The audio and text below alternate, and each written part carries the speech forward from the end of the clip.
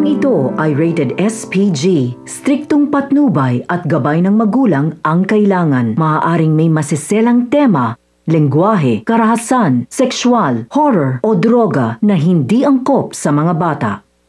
Hindi nagdadalawang isip si Tanggol na gamitin ang kanyang galing sa pakikipaglaban kay Miguelito. Sinisiguro niyang matikman ni Miguelito ang kanyang galit at puot. Samantala, nag-utos si Mayor Roberto sa kanyang mga tauhan na abangan si Tanggol.